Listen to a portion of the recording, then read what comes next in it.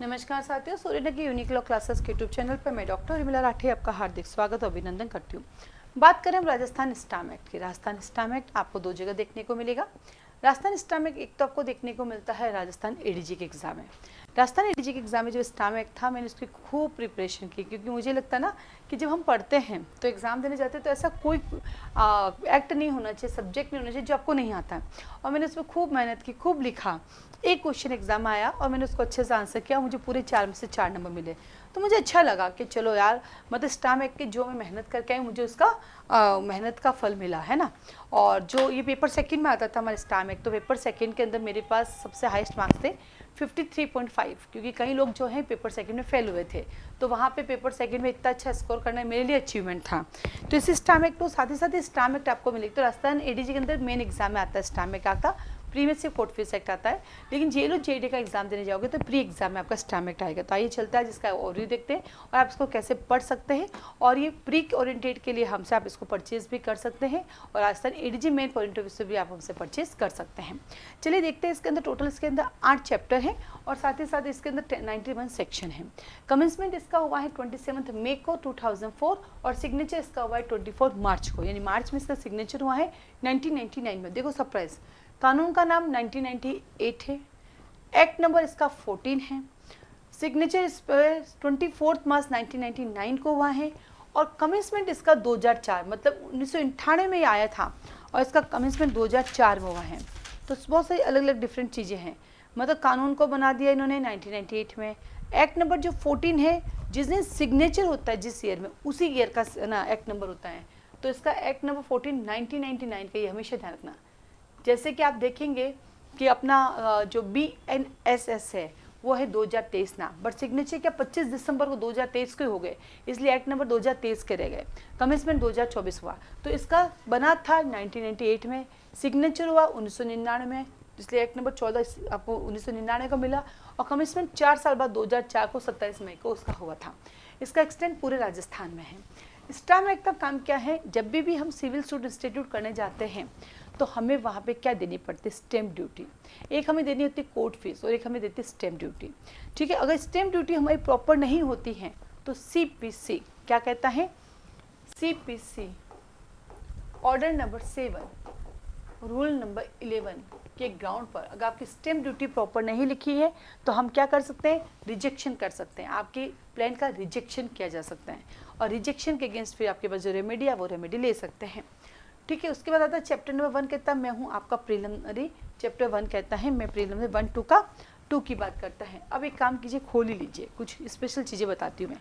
जैसे अब चैप्टर 1 खोलेंगे, प्रीलिमिनरी सेक्शन 1 और टाइटल एक्सटेंड कमेंसमेंट है। सेक्शन 2 देखो, बाप रे, डेफिनेशन क्लोज, पन्ने पलटते जाओ पलटते जाओ पलटते जाओ पलटते जाओ, कितनी सारी डेफिनेशन, टोटल 37 डेफिनेशन देखते लास्ट के अंदर भी हैं।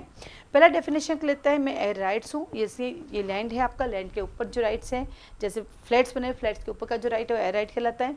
1A कहता है मैं हूँ आपकी एंसेस्ट्रल प्रॉपर्टी की बात करता है जो 2021 के अमेंडमेंट से जोड़ी गई हैं। 1B कहता है मैं एसोसिएशन हूँ। 2 कहता है बैंकर हूँ। फिर 3 कहता है बिल ऑफ एक्सचेंज जो यहाँ पर भी पढ़ने को मिलता है, लिमिटेशन एक्ट में भी है आपका bill of exchange, NI act में भी पढ़ने को मिलता है।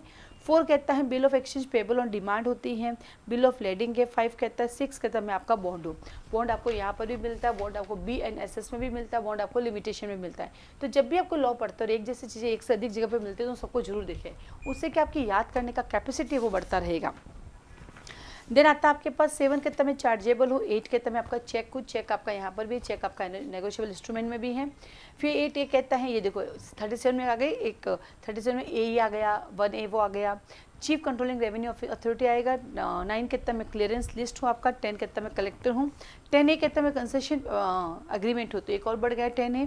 और 10A जो कंसेशन एग्रीमेंट है इसके अंदर 2021 में क्या हुआ है, कुछ अमेंडमेंट हुआ है, इसको सब्सटीट्यूट किया गया है, तो नया बैरेक नहीं तो खरीद लीजिएगा।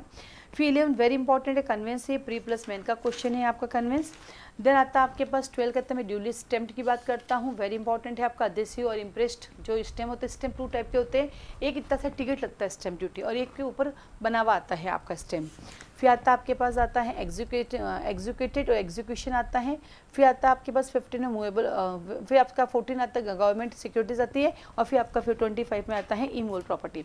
इमूवेबल प्रॉपर्टी की डेफिनेशन यहाँ पर भी है, TP में भी भी है, रजिस्ट्रेशन एक्ट में भी है, सब जगह आपको मिलेगी। फिर आता है आपके पास 16 इम्प्रेस्ड स्टैम्प क्या होता है, छापित स्टैम्प क्या होता है, कैसे कैसे इसको कर सकते हैं, फ्रैकिंग मशीन से बनाया जाता है या फिर आप टिकट के रूप में भी इसको चिपका सकते हैं। फिर आता है आपके पास आगे आ जाता है 18 इंस्पेक्टर जनरल ऑफ स्टैम्प को बोला 70 के तक मैं इंडिया हूँ। इंडिया की डेफिनेशन पहले हमारे BNS में भी हुआ करती थी, BNSS में हुआ करती थी, BSA में, जब से इसको अमेंड किया अब इंडिया की डेफिनेशन हटा दी, अब सिर्फ CPC में आपको देखने को मिलती है 7 के B में।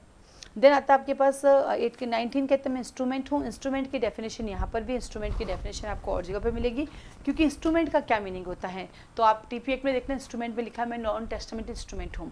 और एक होता है नेगोशिएबल इंस्ट्रूमेंट जो कि सेक्शन 13 ऑफ NI एक्ट कहता है। तो नेगोशिएबल इंस्ट्रूमेंट में तो 3 इंस्ट्रूमेंट आता है आपके पास, cheque, bill of exchange and promissory note. इस इंस्ट्रूमेंट का मतलब आपको कोई राइट क्रिएट होता है, आपके कोई राइट क्रिएट होता है, एक्सटिंग्यूट होता है, एक्सटेंड होता है, ठीक वैल्यूएबल सिक्योरिटी की डेफिनेशन वैसे ये दी गई है। फिर आता है आपके पास 19 हो गए, 20 कहता है मैं आपके इंस्ट्रूमेंट ऑफ पार्टीशन की बात करता हूँ, प्री प्लस मेन का क्वेश्चन है यानी ADJ के एग्जाम में आता है। 21 कहता है मैं लीज हूँ, लीज की डेफिनेशन यहाँ पर भी दी गई है, लीज की डेफिनेशन रजिस्ट्रेशन एक्ट में भी है, लीज डिफाइन आपका TP एक्ट में भी है। फिर आता है आपके पास 21A कहता है मैं आपके पास लिव और लाइसेंस हूँ, वेरी इंपॉर्टेंट है, मेन एग्जाम में आया हुआ है। राजस्थान में पहले स्टैम्प एक्ट हुआ करता था, मेन एग्जाम में उसमें ही आया हुआ है लिव एंड लाइसेंस, उम्मीद से परे था, 2018 में इनका सवाल था। फिर आता है आपके पास 21 मार्केटेबल सिक्योरिटी की बात करता है, और आपके पास 23 is a very very important market value, क्योंकि जब भी आप स्टैम्प एक्ट पढ़ते हो, जब भी आप कोर्ट फीस एक्ट पढ़ते हो, यहाँ पे 2 चीज़ें वेरी इंपॉर्टेंट है, मार्केट वैल्यू कैसे डिसाइड की जाती है। देन आता है आपके पास 24 कहता है मॉर्गेज डीड की बात करती हूँ मैं, 25 कहता है मूवेबल प्रॉपर्टी लो, इमूवेबल मूवेबल दोनों आ गई, इमूवेबल पड़ी 15 में, ये आ गया आपके पास 25 में, तो याद हो जाएगा 15 25। फिर 26 कहता है मैं पेपर हूँ, पेपर की डेफिनेशन मुझे शुरू से अच्छी लगती है क्योंकि 2016 से 2018 तक RGS का स्टैम्प एक्ट हुआ करता था। देन आता है आपके पास 27 कहता है पॉलिसी ऑफ इंश्योरेंस है, 28 कहता है पॉलिसी ऑफ ग्रुप इंश्योरेंस है, और देन आता है पॉलिसी ऑफ C इंश्योरेंस है और C पॉलिसीज है। RGS में 2018 के अंदर पॉलिसी ऑफ C इंश्योरेंस आया, और जब एग्जाम देखिए भारत बोला ये कौन पूछता है, भैया कोई भी पूछ सकता है, उससे कोई फर्क, कोई एग्जाम इज एग्जाम। देन आता है आपके पास 30 power of attorney, power of attorney यहाँ पर भी है, पावर ऑफ अटॉर्नी आपको रजिस्ट्रेशन एक्ट में भी देखने को मिलेगी। देन आता है आपके पास प्रोमिसरी नोट यहाँ पर भी है, लिमिटेशन एक्ट में भी है, और आपके क्या बोलते हैं NI एक्ट में भी है। फिर आता है पब्लिक ऑफिसर, पब्लिक ऑफिसर का वही मतलब है जो CPC के सेक्शन 2 के 17 में दिया गया है। देन आता है आपके पास रिसिप्ट, वेरी वेरी इंपॉर्टेंट है, रिसिप्ट नहीं देने पर ये सेक्शन 2 का 33 कहता है रिसिप्ट क्या है, section 33 of stamp act receipt के बारे में बताते हैं, और अगर रिसिप्ट का अगर नहीं मिलती है तो 77 सेक्शन स्टैम्प एक्ट के अंदर आपको पनिशमेंट मिलता है। देन आता है आपके पास 33A कहता है मैं सिक्योरिटी दूंगी, और फिर 34 कहता है मैं सेटलमेंट कराऊंगी। सेटलमेंट की डेफिनेशन यहाँ पर भी है, सेटलमेंट की डेफिनेशन आपको देखने को मिलेगी SRA के अंदर भी देखने को मिलेगी। देन आता है आपके पास 34 कहता है 5 कहता है मैं हूँ सोल्जर, सैनिक की बात करता है। 36 कहता है मैं हूँ स्टेम एक्ट पढ़ रहे हो, और एक्ट जो पढ़ रहे हो उसका डेफिनेशन पता होना चाहिए जो कि 36 में है। और देन आता है आपके पास स्टॉक एक्सचेंज जो बात करता है 37 में। तो ये है प्रीलिमिनरी, वेरी वेरी इंपॉर्टेंट है, एक एक डेफिनेशन रटी हुई होनी चाहिए। देन आता है आपके पास चैप्टर नंबर 2 स्टैम्प ड्यूटीज 3 से 34। जब आप 3 से 34 खोलेंगे अपने बैरक खोलिए, 3 से 34 को पढ़ना है तो पहले इसको डिवाइड कर लीजिए। इसका पहला आता है आपका इंस्ट्रूमेंट के शुल्क के बाद लाइबिलिटी जो बात करता है 3 से लेकर 9A। सेकेंड आता है स्टैम्प उनके उपयोग की रीति जो बात करता है 10 से लेकर 16। तीसरा आता है लिखतों को स्टम्पित करने का 17 से लेकर 21, वेरी इंपॉर्टेंट है। फोर्थ आता है शुल्कों का वैल्यूशन 22 से लेकर 31, और फिर आता है ड्यूटी हु पेवेबल, वेरी इंपॉर्टेंट है 32 से 33 तक। तो ये डिवाइडेशन करना है, फिर आपको उसको पढ़ना है। चैप्टर 3 कहता है एडजुडिकेशन स्टैम्प 34 से 35 से 36 है। 35 बड़ा काम का है इसका, क्योंकि एडजुडिकेशन करने के लिए अथॉरिटी आएगी, और अथॉरिटी जो है आपको बताएगी कैसे कैसे करना। 35 अपने आप में क्वेश्चन देता है प्री प्लस मेन का। देन चैप्टर 4 कहते हैं instruments and not duly stamp की बात करूँगा 37 से 57। अगर नॉट ड्यूली स्टैम्प है तो मैं वापस दूंगी, क्योंकि जब तक स्टैम्प ड्यूली स्टैम्प नहीं होगा वो एविडेंस में यूज ही नहीं किया जाएगा। सेक्शन 39 प्री प्लस मेन का क्वेश्चन है। देन चैप्टर 5 कहता है allowances for the stamps in the certain cases 58 से 64 है। कहाँ आपको जो है एग्जम्पशन दिया जाएगा, कहाँ आपका रेमिशन दिया जाएगा, वो डिसाइड किया जाएगा। चैप्टर 6 कहता है रेफरेंस रिविजन्स की बात करता है 65 से 72। जहाँ कहीं भी कमी है चाहिए उसको ठीक करके लाए, फिर से हम ले लेंगे, टेंशन ना करें। वैसे सेक्शन ऑर्डर नंबर 7 रूल 11 भी कहता है कि डायरेक्ट रिजेक्शन नहीं करेंगे, पहले हम आपको समय देंगे, आप जाइए उसको वेरी करके लाइए, ठीक करके लाइए, नहीं होता तो रिजेक्शन करेंगे। चैप्टर 7 कहता है क्रिमिनल ऑफेंस प्रोसीजर। यस, यहाँ बहुत सारे ऐसे सेक्शन है जहाँ पर आप अगर उनके साथ डील करते हो जिसके अंदर आपने क्राइम किया है तो आपके ऊपर पेनल्टी भी लगेगी, जरूरत पड़ी तो आपको जेल भी भेजा जा सकता है। 73 से 84 चैप्टर नंबर 8 कहता है। सप्लीमेंटल प्रोविजंस की बात करता है 85 से 91 और साथ में इसका एक शेड्यूल भी दिया गया है। फिक्स कर लो जब भी आपको कोई भी लॉ पढ़ना है, एक्स वाई जेड, आप किसी भी एग्जाम में जाते हैं, कॉमन लॉ जैसे BNSS, BNS, BSA, CPC, contract, TPSI, limitation, constitution, ये आपको हमेशा आता है। इसके अंदर दें कोई भी नए एक्ट जो आपको लाइफ में इंट्रोड्यूस होते हैं, किसी एग्जाम को पढ़ना है, सबसे पहले उसका ओवरव्यू बना दो, क्योंकि जब आपने इतना लॉ पढ़ा है तो आप कोई नया लॉ भी पढ़ सकते हैं। पढ़ा नहीं सकते क्योंकि पढ़ाने के लिए तो बाकी सब लॉ का रिलेट करना होगा, लेकिन आप पढ़ सकते हैं एग्जाम के लिए, राइट। तो उसके लिए आप उसको सबसे ओवरव्यू बनाओ, उसको ओवरव्यू को समझो, उसको याद कर लो।